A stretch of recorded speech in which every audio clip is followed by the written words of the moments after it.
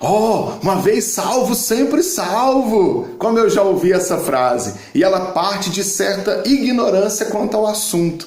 Como é que essa frase surge? Como é que ela se tornou isso?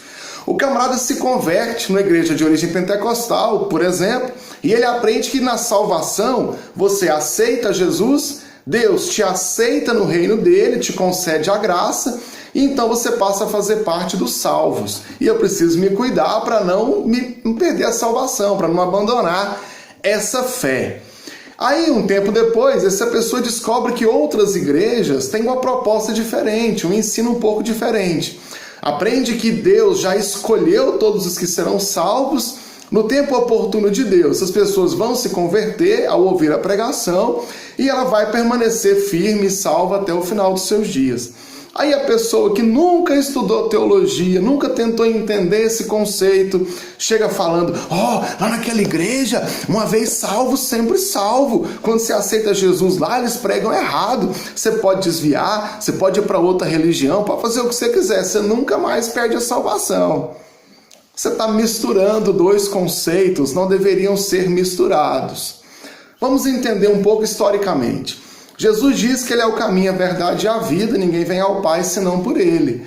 Paulo nos diz, Efésios capítulo 2, versículo 8, que nós somos salvos pela graça por meio da fé. Então ninguém discute que a salvação é pela fé e ela vem por Jesus. Mas tem um detalhe, como é que eu vou explicar que em vários círculos sociais, gente muito inteligente, muito instruída, gente rica, gente pobre, eu tenho pessoas que ouvem a pregação e se convertem e outros não se convertem. Como é que eu explico isso? A eficácia da salvação. Um cara que tentou responder isso foi o Agostinho de Hipona, o Santo Agostinho, no século V. E aí ele acha a resposta em Efésios capítulo 1, que em amor nos predestinou segundo o bom propósito da sua vontade. E a Bíblia também diz que aqueles a quem Deus predestinou, ele também chamou. Aí o que o Santo Agostinho responde? O defeito está aqui, ó. Defeito não, né? A característica é a predestinação. Quem é predestinado ouve a pregação e se converte. Quem não é predestinado não se converte. Se alguém se converteu e depois abandonou, é porque ele não era predestinado. E aí esse assunto ficou meio apagado na história da igreja até a Reforma Protestante. Os dois grandes nomes da Reforma, Martinho Lutero e João Calvino, ambos eram monges agostinianos. Eles tinham esse conceito. Eles começaram a ensinar isso, essa predestinação, que foi muito bem aceita, sem grandes críticas. Mas havia a teologia do Arminius, que pregava exatamente o que nos círculos pentecostais se prega hoje, né? Que não tem predestinação nesse sentido, que na verdade cada um aceita Jesus. Esse ponto foi até discutido depois, no século XVII, pelos chamados remonstrantes, né? Mostrar novamente, remonstrantes. E eles apresentaram as ideias de Armínio para o concílio de Dort, sínodo de Dort, mas foi rejeitado. Só que foi rejeitado e hoje as igrejas que se entendem como de origem reformada entendem esse conceito do Lutero e do Calvino, que é o da predestinação, especialmente por João Calvino, que usa isso nas suas institutas, né, chamadas institutas de Calvino. E eles aprendem assim em outras igrejas, como John Wesley, por exemplo, que era um bom arminiano e que pregava isso.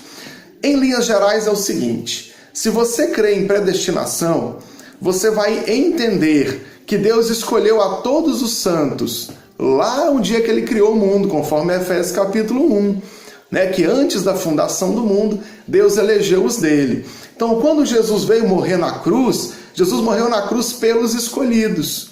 Então, aqueles escolhidos serão salvos. É até uma frase que o Dr. Russell Shedd gosta de usar, né, que ele nunca vai perder a salvação, porque ele foi salvo por Cristo. E ninguém pode tomar a salvação da mão de Cristo. Esse é um ponto interessante.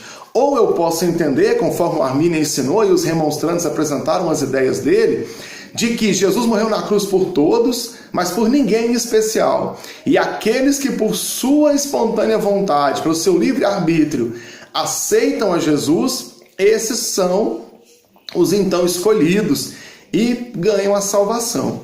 Em geral, não deveria ter essa discussão toda, porque todos entendem que a salvação veio de Jesus. Só que um olha de cima para baixo e entende que Deus, na sua soberania, escolheu a todos. Outros olham de baixo para cima e entende que Deus é soberano ainda, mas Ele permite que o nosso coração escolha livremente entre andar com Ele e não andar. Para resumir o assunto é o seguinte: existem dois grandes pontos de vista. Ou você crê que foi salvo porque Deus te chamou e você faz parte dos predestinados, ou você acredita que não, que você aceitou Jesus e então a salvação que estava sendo oferecida por Jesus, você aceita. Mas não confunda os princípios. Não existe esse negócio de uma vez salvo, sempre salvo. Ou você foi predestinado desde antes da fundação do mundo e Deus vai te salvar, ou você acredita que um dia você aceitou a Jesus e tem que permanecer firme para não perder essa salvação. Agora, mesmo quem prega a doutrina da predestinação,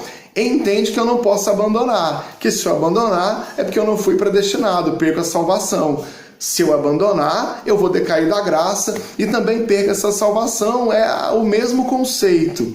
A minha dica para você aqui é: não entre nessa briga, crê no Senhor Jesus e será salvo tu e a tua casa. Agora você vai me perguntar, qual que é seu ponto de vista, pastor Ricardo? Eu vou dizer, leia a Bíblia. Você não viu esse vídeo para saber o meu ponto de vista, você viu esse vídeo para aprender quais os principais pontos de vista. Agora leia a Bíblia, estude sobre o assunto e decida aí qual você acha que é o ponto de vista mais bíblico. Última questão.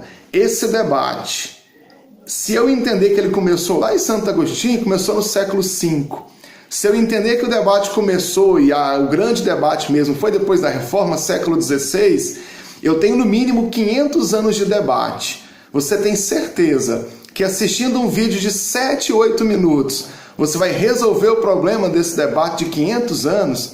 Que com uma frase você vai resolver um problema de 500 anos de debate teológico? Então pense bem antes de criticar e até mesmo de ter o seu ponto de vista. Mas seja lá como for, pense em uma coisa: você é salvo por Jesus. E vá parar de fazer discussão teológica inútil e vá pregar, ganhar almas para Jesus.